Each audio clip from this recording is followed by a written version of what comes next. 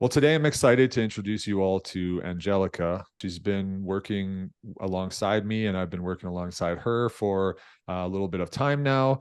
She runs a dog training business along with other services called Courteous Canine. And reason why she's here today is just to share a little bit about her experience.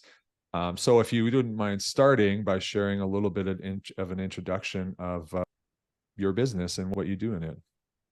Hi, I'm Angelica. I'm a certified dog behavior consultant. I have three different certifications. For dog behavior consulting, I have been running Courteous Canine for more than 20 years. I love what I do, but I'm a huge advocate of getting coaching and reaching out and getting help. And I was going through some staffing issues, and I wanted to steer my business into some specific directions.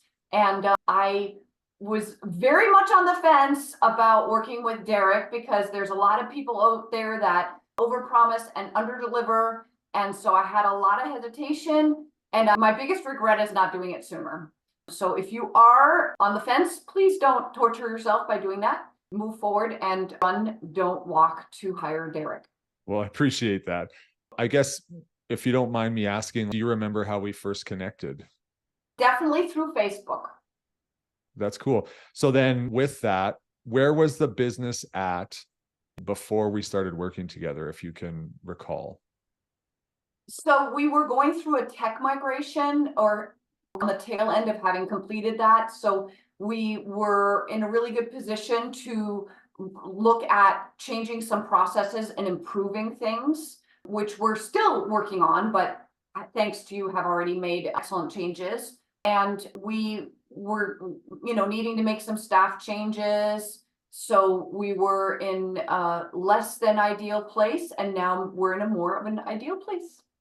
So initially it was maybe operational or some tactical shifts that you wanted to make in the business to get somewhere other than where you currently were at, or you saw a destination you wanted to go to and you realized that maybe some support might assist you getting there. Would that be a fair statement? Yes, and also we wanted to learn more about marketing. So that's something like I had noticed that the market was shifting, and I had noticed that things were not, what things that I was using previously were not working as well, right? So you can freak out and complain and be upset that things have changed, or you can adjust. So Right. I needed to make changes, and I would prefer to do that with somebody who's knowledgeable and can guide me than to reinvent the wheel myself. For sure. And the other piece too, sometimes is that some people just cross their fingers and toes and hope that the market will shift back or the referrals will come in. And I try to reinforce them, like, hoping that things are going to change is not a strategy I would suggest, but learning how to market yourself better and emphasize the benefits of your particular service and how it might differ from others can be very beneficial for the consumer to be like, oh, I like that. I like how they run stuff. So could you give me a little bit of insight, if possible, of tangible ways that where the business is now? So we've made some really positive staff changes that, as I've told you, I'm super grateful to you for. Really, If I could interject, what's yeah, been the sure. benefit of that? How has that affected things, making some of those staffing transitions? Well, it's improved my quality of life because as a business owner, if you have staff members that are not ideally suited for what they're doing, it comes back to you. It complicates operations, it complicates marketing, it For sure. complicates, for me, it increases my stress level tremendously. So the result has been that our operations are better, and it's empowering, and it's fun, and it's liberating and awesome and wonderful. So very, Well, very happy. and what's interesting to me too, because I get to see the front and the back end of things, is like I remember having conversations where there's doubts in, can we even find the right staff, or should we just try to make the best out of the cards that we have currently or what we've been dealt? And I'm like, no, sometimes you outgrow your existing team members. And if we deliberately look to attract people that we want to work with, we're going to have a much higher likelihood of doing so instead of just getting what we get. And literally, I remember you talking about having sleepless nights because of some staffing challenges, where one Yeah, of the biggest things you told me, which was not far in the past, was like, oh my gosh, I had the best sleep ever because yeah, this essentially this issue got dealt with, and we yeah. found an appropriate team member that can really help us bring the business back to where we want it to be. And for me, there was an absence of confidence that even though I've done this for a very long time, I didn't have confidence that I would find the right person. And you helped me with that tremendously. And I'm very thankful about that. So Well, sometimes we don't even know how we're getting in our own way. And just having the benefit of somebody outside of us for to sure. say, well, but what about this angle? And what about this? And being encouraging. And one of the things about your coaching is you don't ever judge us. You're always very caring towards us. And there's never any criticism, but there's this endless persistence of the belief in our growth. And that is very powerful. It sounds like maybe a small thing, but I think it's been one of the most powerful things for me is to have somebody that is like, no, I work with people that I know are good eggs and I have confidence in them and I believe in them. And I know that you guys can do this. And it's very powerful to us as your clients. Oh, that's amazing. Well, I appreciate you sharing that because I don't think anyone's ever really explained it in that manner rather. But when you were saying those words, it made me think of somewhat of maybe I emphasize on being able to see the potential that people have that might be unrecognized and doing whatever I can to assist them that if they want more, how can I help you get there? And I think intrinsically, almost all of us are highly social beings, right? And so to have that social support and to have that little core is for me has been incredibly powerful. So Well, especially as a business owner in this industry, because often than not, you're alone, right? You can't talk about lots of these things with team members because their perspective is much different as versus an employer. But also, well, the people around you physically mhm, could be competition, or they might not be open-minded of networking or collaborating. So there's this missing aspect of community and where you can openly talk about real issues as a business owner and not be shut down, or you have your family that's an employee be like, you should just do this. And you're like, that you have yeah, no idea yeah, because what you're exactly. saying is totally askew. Because I've dealt with it too, right? Yeah. I Hmm. built a group around what I needed as well because Hmm. I have family and friends that are like, oh, you should do this in your business. And Yeah, I'm trying to hold it together, being like, oh, how many businesses have you grown from start to successful? But I yeah, don't try to be respectful. No, fair yeah. enough. But that's a big piece that is sometimes missed that people don't realize they're missing is that sense of community. But I very much agree. And to me, it's the type of community, right? Because it's positive reinforcement trainers. I don't want to have community with force trainers. I don't want to have community with people that are not running a service oriented business, right? Because that's what we do. right, And so it's not really helpful to talk to somebody who, I don't know, sells really amazing anti-pull harnesses or something. That's a really great product and that's really wonderful and that's great. And there may be some overlap, but it's really different running a service business and running a positive reinforcement service business and then connecting to people that are in that precise niche. And that's to me has always been a challenge. I've had an incredibly difficult time, despite being an active member in a lot of professional organizations. It's right. been really difficult to connect because, like you said, people are guarded and they think, oh, you're going to take my idea. And there's no path to building trust with somebody that you don't know to form a community of like-minded Right. people to help each other in your business. It just doesn't, or at least I never found one other than working with you. Well, and that's the thing too, is where we haven't really touched on that, but there's a community of like-minded people within my membership. Not that it's a membership site, but my program. So I call them members, where they chime in and have their own conversations and conversations in groups where they can bounce ideas off of each other, off calls, wherever, where it's Yeah. just a lot more collaborative which is a huge piece that's missing in the industry. I built a collaboration in my local community of 5 different businesses that were in similar niches, but we all prop each other's up. I don't know anyone else, especially on the other side of the fence, as far as methodology goes, that's like, hey, let's collaborate for a minded goal of bringing gentle handling towards the masses. So it's incredibly empowering, but it's also really beneficial in so many ways. So I guess, is there anything else that you want to showcase? And it's okay if that's great, the staffing progress, but is there anything else that you wanted to mention as far as where the business is at right now? So I guess what I'd like to say is I mentioned that I wanted help with marketing, and I knew that social media would be a huge part of that. And I will be honest and say that I really, despite recognizing that I needed help in that area, was not looking forward to any work regarding social media marketing. And what has been a tremendous surprise to me is how much I've enjoyed the very thing that I thought I was going to dread. And I want to be honest and say I do have staff that help me, so it's not me entirely that's doing Right. it. If I had to do it 7 days a week, it would be, of course, more of a task. But it's a lot of fun because of the way that you coach, right? Because you're always telling us in a way not to sell, right? In the traditional way of selling, that is not what you ever advocate. Right. You're advocating relationship building, you're advocating meeting needs and helping.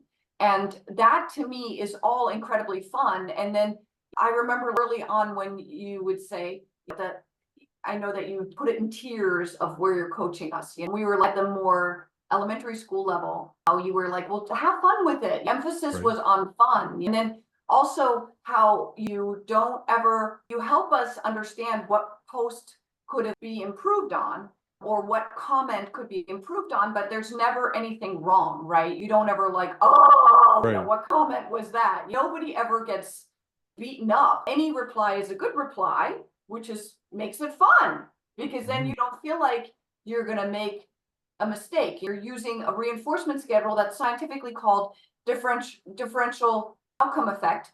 And it basically means that all responses on our part are reinforced, and then the really good ones are just reinforced more. And that makes it really fun. So thank you for that. My pleasure. And one of the biggest things I try to reinforce is, when you're learning anything marketing related, is there's no right or wrong. You test stuff. And that can take some of the pressure off of, I don't want to suck at this new thing, or I don't want to fail at it. There is no failure. If you're swinging, you're going to hit at some point, right? And if you never step up to the batter's plate and you never take a swing, you're never going to hit. So I'm like, anyone who steps up to the plate and starts doing any kind of marketing is probably in the vast minority of people of the top 1 to 10%. So you're already miles ahead of just starting and testing some stuff. Now, obviously, I want to help everyone make the best out of their time and their use and provide the most benefit to people and also have their own needs fulfilled. But it's really just trying to gamify it a little bit where it becomes more enjoyable. And lots of us as trainers love to learn, or we wouldn't continue to take courses and have 16 letters behind our names. But what Mhm. we often do is we continue to take courses instead of investing in other skill sets within the business. I'm all for continued education, but there could be a bit more balance between dog training skills or behavior coaching and all those things versus, hey, running a business, because they go together. And more training skills is not going to fix, for example, I have nobody to work with. Yeah. No, and I think you're touching on something that's a super important issue in our community of positive reinforcement training that people, there's almost a social moray against being successful. And I see that there's a distinct pattern that if you look at trainers who are gentle, and then you're looking at trainers who use, sadly, other methods that are not gentle, it's generally the non-gentle trainers that are better marketers. And I think in part because they have to be, because really people want to love their dogs and they want to be kind and generous and caring and bond with their animals. And so in my personal opinion, the forceful training is always a harder sell. But that means that they're generally more skilled at sales and marketing. And that's something that I'm so glad you're out there and changing, because we need that as a community. Well, and that's a tough piece of it that you bring up too, is because sometimes if you talk about sales or marketing, then people will feel like, well, I don't want to be like them. And I'm like, I'm not saying you should be like them. I'm not, like, we were just talking about this on a call. There's multiple ways of marketing and selling, just like there's multiple ways of dog training. I'm trying to bring the proactive, progressive, kind, compassionate way and change the mindset of what marketing and selling is. And yes, there's absolutely the other side of the coin. But what if you could be a gentle trainer, but also market in a way that is in line and sell, and that's in alignment with your personality type? I think it's absolutely possible. And I've had to learn to bridge the gap of these two, because usually when you learn early stages of marketing and selling, it's more on this side, things that you would not want to do or not want to see or not partake in. So I'm like, well, it was no different than when I started dog training a long time ago, where I was a compulsion based trainer, where the only thing I knew was what I saw and learned and what people taught me, which was being more physically aversive. And once I was like, I don't really, this is out of alignment internally with how I feel, but I'm like, this is the way, I guess. And then I started learning otherwise. And I was like, oh my God, this is way different. This feels not right. And then I started to change, completely overhauled how I worked with dogs. I'm not excited or proud about my past, but that crossover gave me a lot of perspective and also helped me identify in this example, well, there can be a crossover of selling. And what I want to do is help you guys not have to do the crossover. Just start on a side that's more in alignment with what you want in your Well, it's a great example with the gentle versus non-gentle training, because the sales can be everything that we consider positive reinforcement training to be: ethical, kind, respectful, loving, helpful, right. meeting needs, all that kind of relationship building. That all of that applies to effective sales. So all of that is sales. So the very thing that positive reinforcement trainers are obsessed with is really good sales. They just don't realize it. And the piece of it, just making that distinction, that lots of times when people think about sales, they're really thinking about the other side of where you're stuck with a pushy person who is really trying to force a decision and cram a sale down your throat, where you're like, you don't even know if this thing would help me because you asked 0 questions. You just told me that it's perfect for me. And I feel heard, not. So that's not what we want to be either. So anyways, we could talk at length about this, I think, which is positive, but I guess we'll just move on to, were there any unexpected benefits from the course training that you might have not anticipated? Well, I touched on this in the previous question. Mostly for me, how much fun I'm having. I'm going to be transparent and say that, yes, it's a lot of learning. There are many layers, and you were open and honest from day one that there's different layers, and then you start out easy and you build to different layers, and the ultimate is black belt. And I'm not there yet, but I will be someday. Despite the fact that it is a little bit daunting when you first get into the program and you're like, oh, I'm here, and then this is black belt.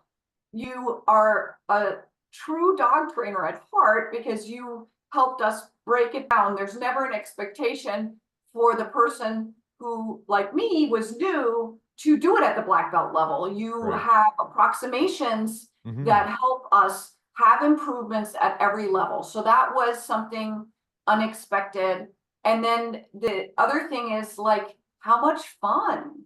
It's when you're set up for success and you're coached in a way where you can work at the level that you're currently capable of putting out there, it becomes fun. And then you're always emphasizing to have fun with everything that we're doing, whatever it is that me or one of the other students, clients of yours, are working on.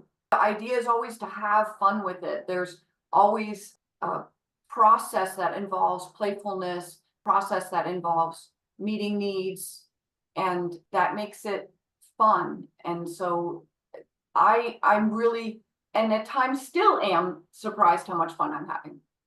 Well, that's perfect. Well, I really appreciate you sharing those things because it's exactly what I try to do is simplify complicated tasks or learning into pieces that are bite size. And that's it's really similar to start becoming a dog trainer, right? However many years ago when all of us started, when you're really beginning that growth curve, you're like, there's so much I don't know, and this contradicts that, and I don't know what's going on, and it's just like a fire hose spraying water into your face. But then you start to catch your breath, and then you start to be like, oh, I actually have some fundamentals here. So adding another piece to it becomes a lot simpler and a lot more enjoyable. And then another piece, and you're like, ooh, that concept I can put over here. And for me, that's where I really want people to be is feeling confident that they can market effectively or just develop their business in whatever direction they want. It doesn't have to be growth per se, but it might be more fulfillment. I don't like doing certain tasks or I don't enjoy certain, let's pretend it was like, I'm not a super fan of hosting group classes, but I love private sessions. My part of my job is to support people doing things that one financially makes sense, but two is fulfilling to them and they enjoy. Because when we're excited, when we're fulfilled, when we're creative, everybody wins, but especially us, because in an industry where burnout is incredibly simple to corner yourself into, Mhm. we need to design our lives intentionally. Agreed. So last thing, if someone was on the fence, and you already answered this, but I'll let you answer it again, about considering taking my marketing accelerator course, business expansion, etc., or just wanted to even chat with me about potentially how, if I could help them, what would you tell them? Please open yourself to Derek. I think, Derek, you have a gift and you really care.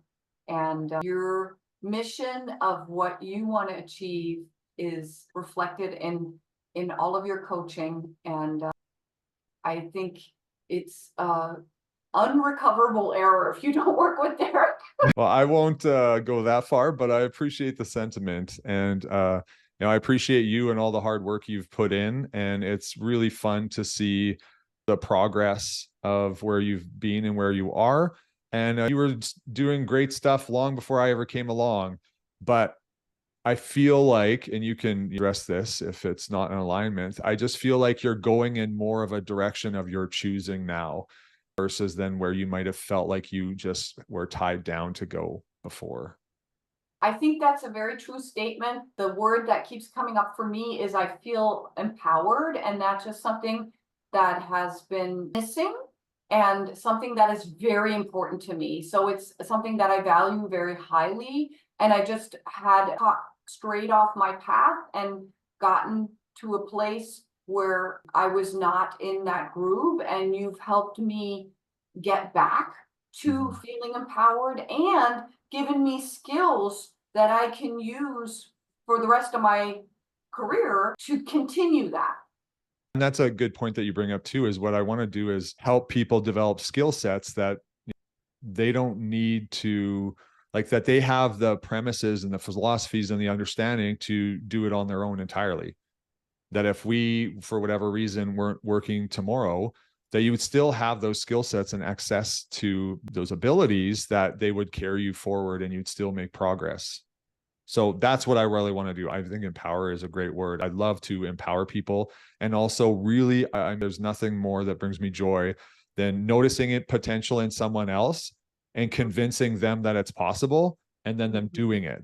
And it's incredible because it reminds me back of the days when I was working with, like, it's different, but along the same lines with shelter animals, Mhm. where you spend some time with them and they're up for adoption, but not moving anywhere. And they're just like, you can see the potential of where they can go, but no one else can. People are walking by, oh, the dog's, oh, that dog's that. And you're like, I swear, just give them a chance. And then you physically show the people, the potential adopters, like, this is an amazing dog. And I'm like, right? So that Mhm. kind of stuff. And just that third person perspective, my outside perspective, I think can be beneficial to people Yep. Behavior really is everything. in multiple species. Yep. Okay. Well, thank you so much for this time, Angelica. I really appreciate you getting on here, but also more than anything, I'm glad that we connected and we've been able to work together. Thank you. from the bottom of my heart, and I can't wait to do more work. I'm not going anywhere, and I hope we'll do this again in a year or whatever period of time, and I have more awesome success to report. Absolutely. Same.